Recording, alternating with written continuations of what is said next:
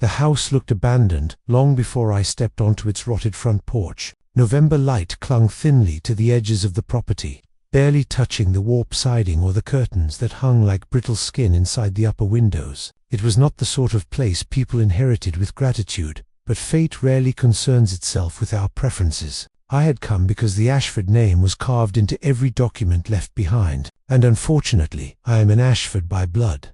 The wind shifted as I eased the door open, carrying the stale breath of something long sealed. The air tasted of mildew, rust, and the faint sweetness of old varnish, the kind that grows sticky over the decades, like amber trapping the last motions of extinct things. My shoes pressed into dust that seemed to deliberately layered, as if the house wished to keep its age visible. I told myself I had come to retrieve papers, nothing more. The solicitor said my late uncle kept meticulous records, medical notes, personal logs, household journals dating back to the 1830s, a full genealogical archive, he repeated, as if rehearsed. Yet he never made eye contact when he said it. I began in the study, a dim room lined with mahogany shelves that sagged under the weight of cracked leather spines. A single lamp near the desk flickered when I tried the switch, humming faintly as if annoyed at being disturbed. On the desk sat a tall ledger wrapped in oilcloth. No dust lay on its surface. Someone had touched it recently. My pulse tightened.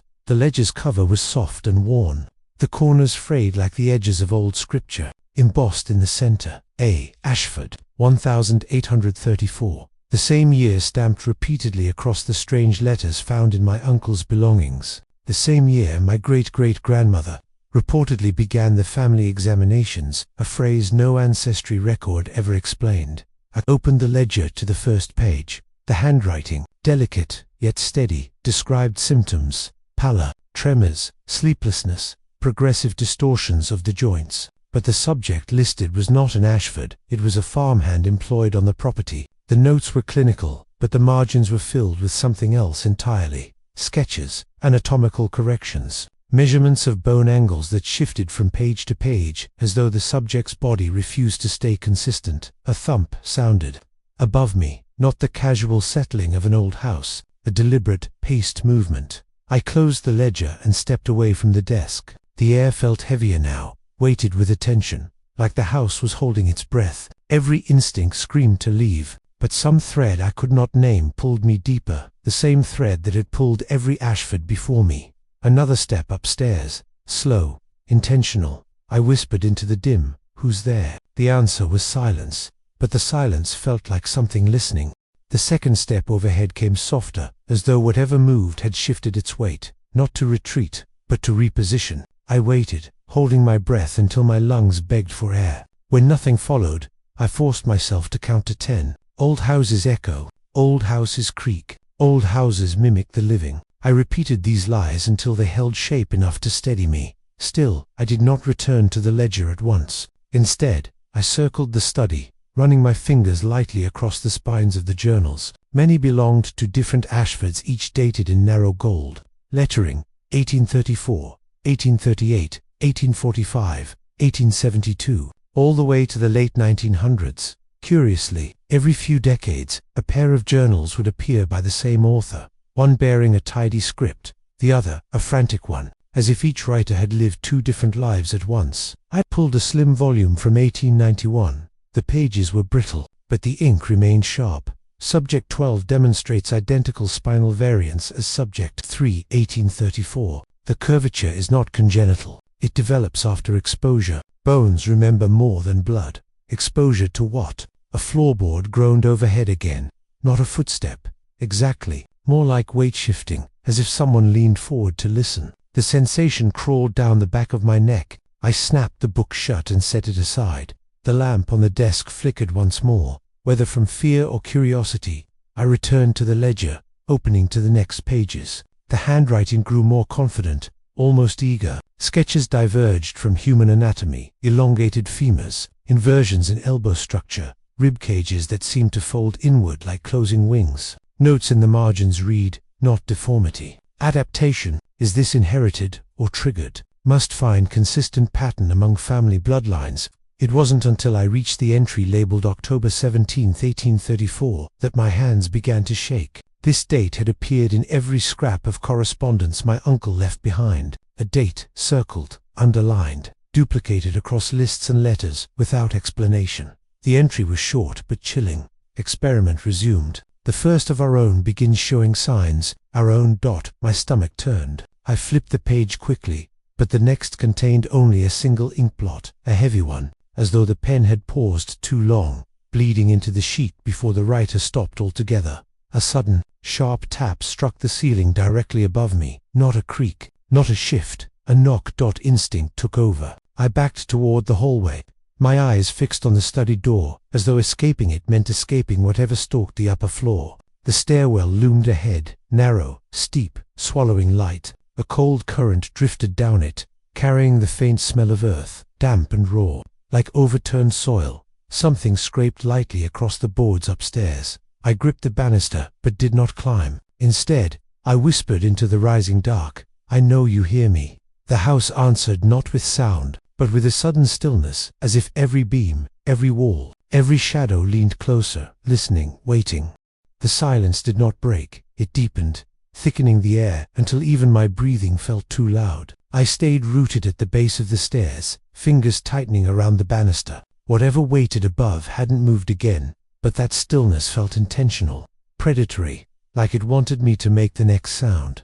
I backed away slowly until I returned to the study doorway. The lamplight trembled over the desk, illuminating the ledger that now felt less like a record and more like a warning. I didn't want to open it again. Every instinct screamed at me to shut the book, leave the house, and never return. But instinct had brought me nothing but unanswered questions. And this ledger, this house, felt like the only source of truth left to me. So I turned the page. The next entry began with a line that made my palms go cold. "We have learned the house reacts to change." My eyes skimmed downward. Any disturbance, birth, illness, death, awakens old memory in the walls. The structure shifts subtly, though others pretend not to see it. The floors breathe. Shadows move as if recalling lives no longer here. My pulse hammered. A breath of cold air brushed my ear, not imagined, not subtle, and the lamp dimmed so sharply the corners of the study vanished. I read on. The subjects demonstrate heightened awareness during these shifts. They move differently. They listen to the house as though it speaks in ways we cannot. A faint pressure touched the back of my neck. I spun around but found only the door. The hallway beyond swallowed in dusk. Someone was standing on the landing above. I couldn't see them, but the house seemed to rearrange its silence around their presence. I forced myself back to the text. Below the notes was a sketch labeled, Subject 1 reacting to structural shift. The drawing showed a figure standing on a staircase eerily similar to the one outside the study. The same worn steps, the same narrow rail. The subject's head was turned slightly, as though listening to something behind them. Exactly as I had been. A soft thump echoed down from the second floor. Not a knock this time, a footfall. Slow, deliberate. My throat tightened. I stepped backward into the study, gripping the ledger like a shield. As I moved, a new page fluttered open on its own, though I hadn't touched it. The sudden shift startled me enough that my grip loosened. The page displayed a list of family names, all Ashfords. My uncle's name was written near the bottom, and beneath his, written in darker ink, was mine. Not printed, not typed, handwritten. Added recently. I froze. Before I could process the implication, the sound on the stairs came again, closer now. One step, then another. The pace was unhurried, patient. Whoever, whatever, ascended, understood, it had no need to rush. The house creaked softly around me, as though remembering something it wished to teach me, something it had already written down. I backed deeper into the study, clutching the ledger so tightly the leather groaned. The footsteps reached the middle of the staircase, each one measured, almost ceremonial. Whoever was coming downward wanted me to hear, wanted me to know I was no longer wandering the house alone.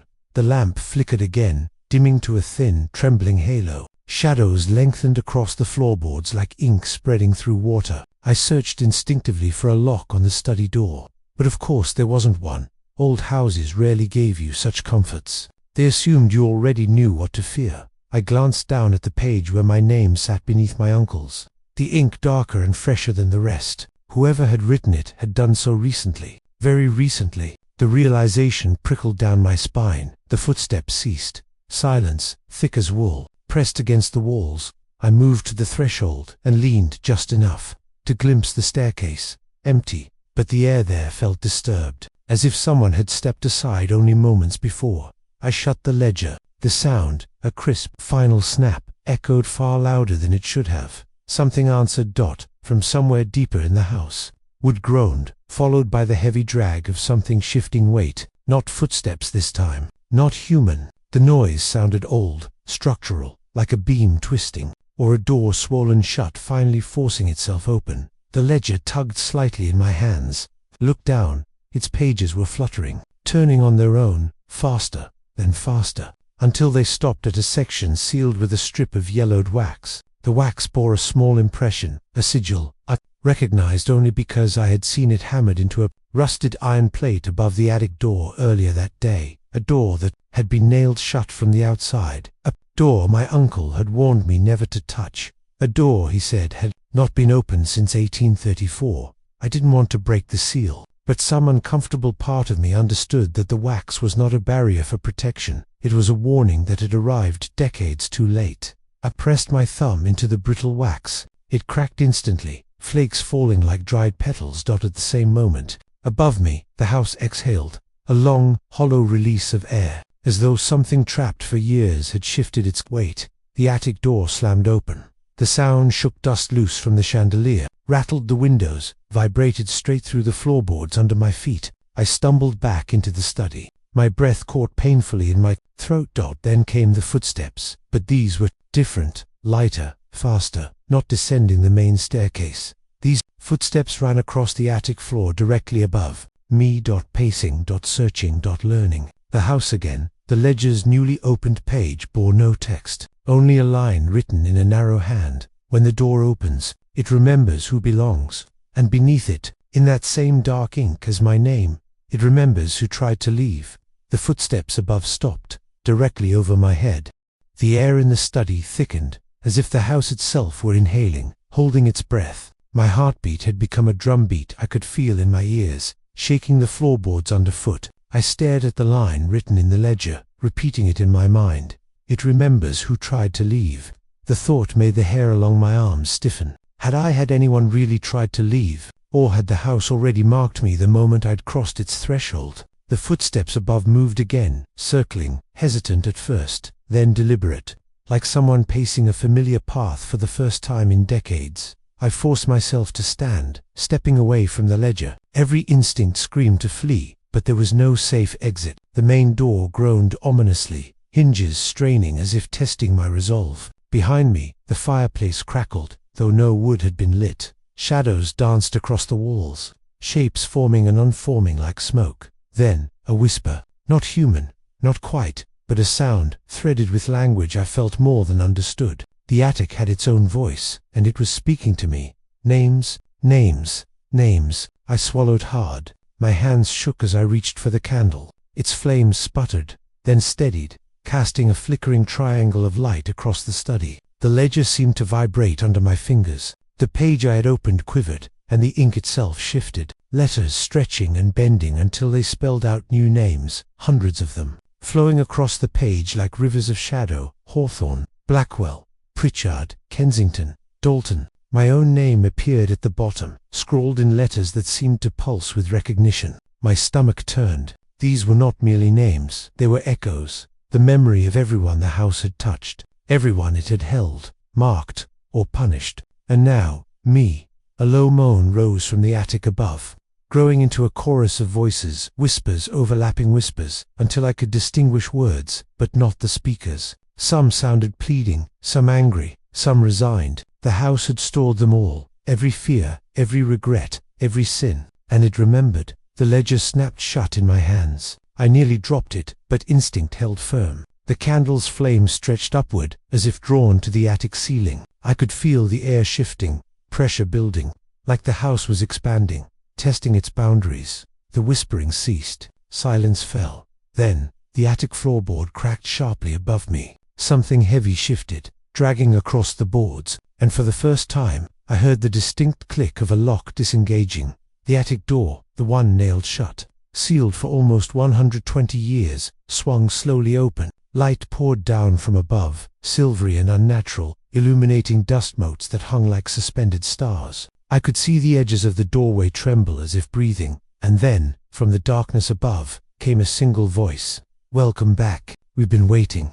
I froze. My throat was dry, my mind a storm of panic and disbelief. This was no longer a house of memory or whispers. It had become something else entirely, a predator that knew me, and everyone who had ever crossed its threshold. The ledger thumped onto the floor. The names glowed faintly in the flickering candlelight. My own pulse echoed in my ears. I realized with a cold certainty, leaving was no longer an option.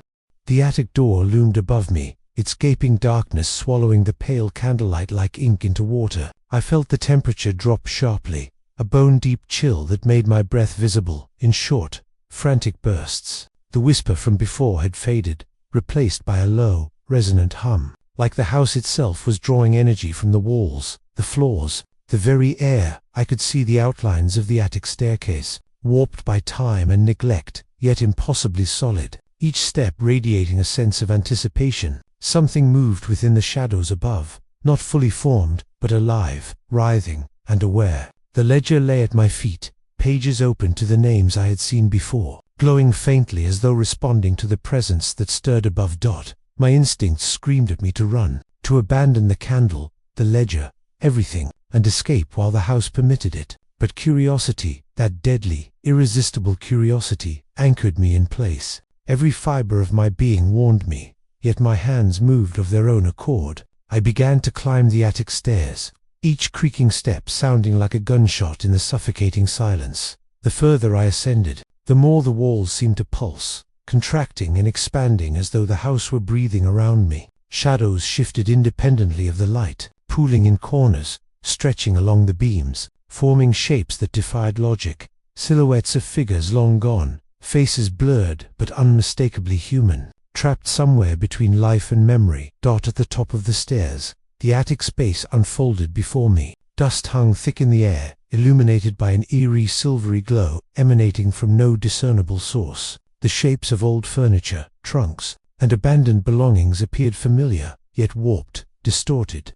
as if the house itself had reshaped them to fit its will. And then I saw it, the ledger, hovering inches above the floor, pages flipping by themselves, letters formed mid-air, spelling out a message I could barely comprehend. Every name, every story, belongs to us now. The floorboards vibrated beneath my feet, not violently, but with the deliberate rhythm of something alive, something aware of my presence. A shadow detached itself from the wall, stretching and twisting into a vaguely humanoid form. It moved with uncanny precision, circling me without sound. My heart raced. I reached for the ledger instinctively. As my fingers brushed the glowing pages, the attic shuddered, and a chorus of voices erupted, overlapping, shouting, weeping, pleading. The shapes around me began to coalesce, faces from the past, eyes wide with fear, mouths opening in silent screams. Tethered to the house by some impossible force, one figure stepped forward, its form clearer than the rest. It raised a hand toward me, beckoning. I realized, in a cold, paralyzing moment, that it was not asking for help, it was claiming me. The candle flickered violently, throwing the attic into near-total darkness. The ledger slammed shut on its own, the names inside glowing with the final, blinding intensity. My ears rang with a cacophony of voices, then silence, and the figure was gone. Only the candle remained, trembling in my hand, its flame weak but defiant. The attic no longer felt empty, but I could sense the presence lingering, watching, waiting. I understood then. The house did not merely remember, it collected, and I had become part of its collection.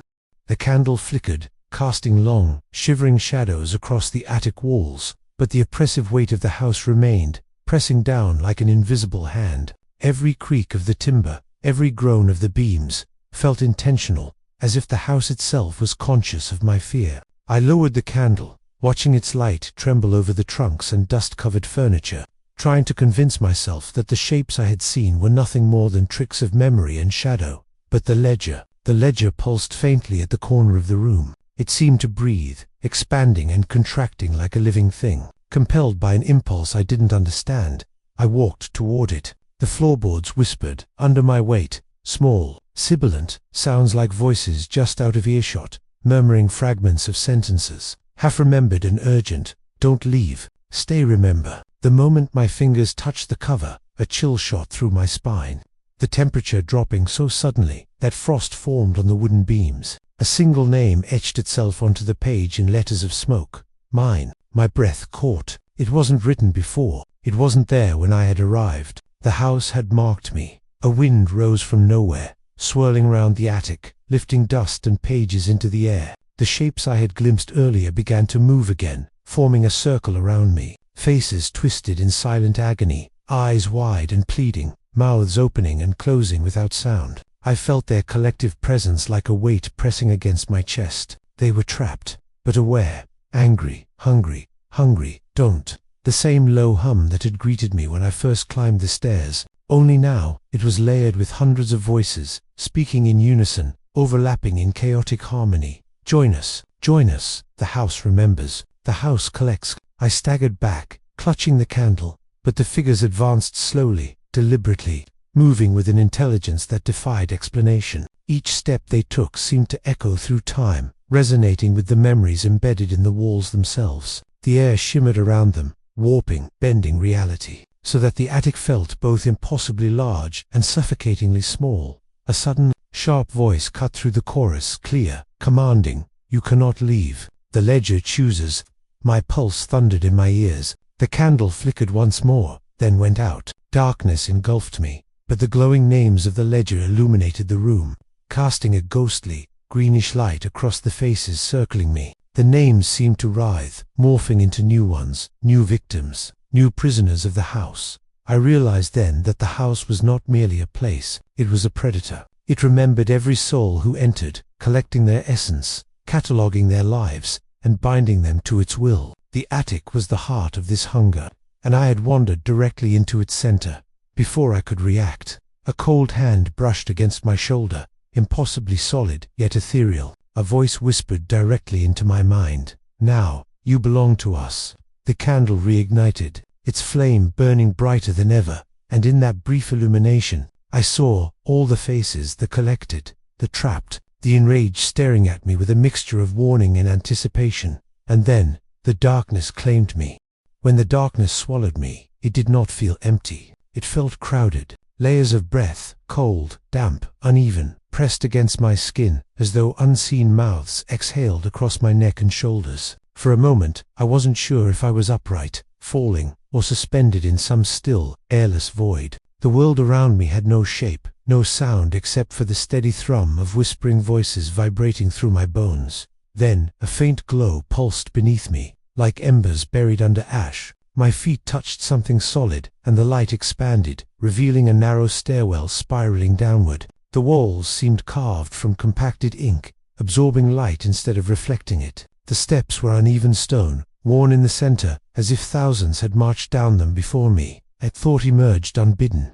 This staircase didn't exist in the attic. This is beneath the house, beneath memory itself. The ledger's glow reappeared, drifting ahead of me like a lantern. Every time it pulsed, I caught flashes of movement along the walls. Silhouettes pressed close, their forms smeared like charcoal drawings rubbed too hard. Their hands reached toward me, dragging along the darkness, leaving streaks that writhed and closed behind them. My name appeared again on the ledger's surface, brighter now, as if freshly carved. And then, beneath it, new letters began forming. Not handwriting, but movement. Something inside the page was pushing against the surface, trying to break through.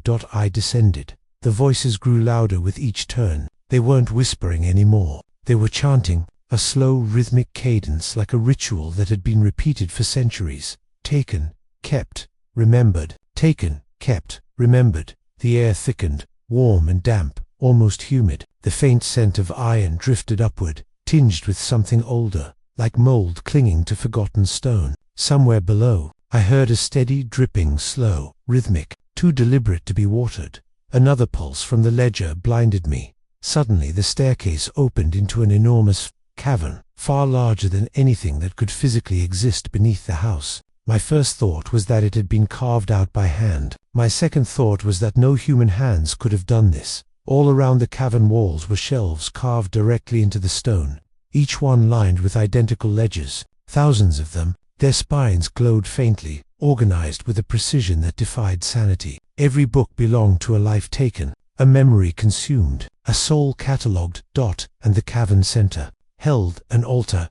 Stone, ancient, stained dark. The surface was etched with names, hundreds of them, many crossed out, others still glowing with dim, fading light. My legs moved without permission, carrying me closer. As I approached, the chanting ceased abruptly. Silence followed, so absolute it hurt. Then the ground trembled. From the farthest shelf, a figure stepped forward, not one of the pale, drifting apparitions I had known upstairs, but something fully formed, solid, human-shaped, but wrong in the proportions, as if assembled from the memory of a body rather than the body itself. It spoke without opening its mouth. To descend is to offer yourself. To witness the archive is to join it. Its hand lifted toward me. The ledger in my grip grew hot, burning through my palm. My name blazed across its pages. Something beneath the altar began to stir.